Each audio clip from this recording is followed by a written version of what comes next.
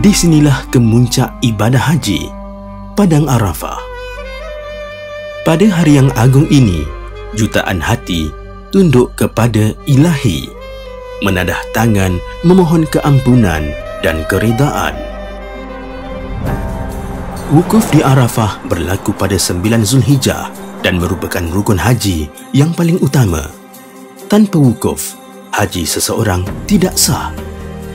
Para jemaah berhimpun di padang luas ini dari tengah hari hingga terbenam matahari untuk beribadah, berdoa dan bertaubat. Di sinilah di kaki Jabal Rahmah, Nabi Muhammad SAW menyampaikan khutbah Haji Wida, khutbah perpisahan yang penuh pengajaran.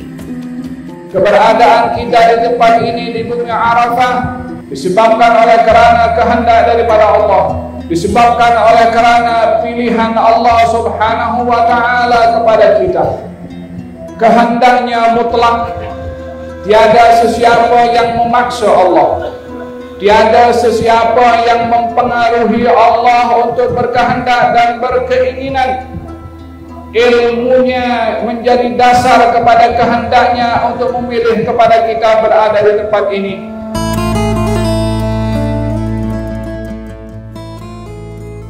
Arafah adalah tempat pengampunan, tempat pertemuan antara hamba dan penciptanya. Pada hari ini, langit menjadi saksi. Tiada hari di mana Allah membebaskan lebih ramai hambanya dari api neraka selain hari Arafah.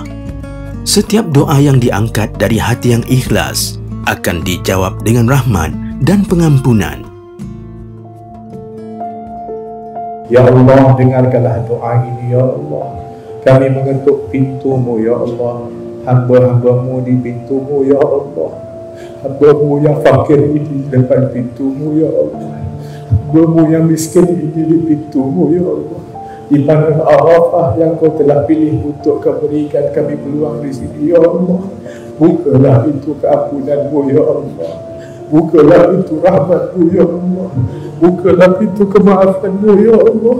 Ampunkanlah dosa kami ya Allah. Kabulkan doa kami ya Allah. Sudilah kiranya Engkau memberi kepada kesempatan kepada kami ya Arhamar Rahimin. Wukuf mengajar kita erti kesatuan, kehambaan dan harapan. Tiada darjat, tiada kasta. Semua manusia di Arafah adalah sama, berdiri di hadapan Allah dengan hati yang tunduk dan jiwa yang kosong, mengharap rahmat dan keampunan. Wukuf bukan sekadar hadir di Arafah.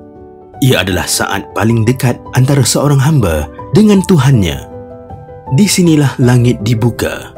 Di sinilah doa-doa terangkat. Di sinilah taubat diterima.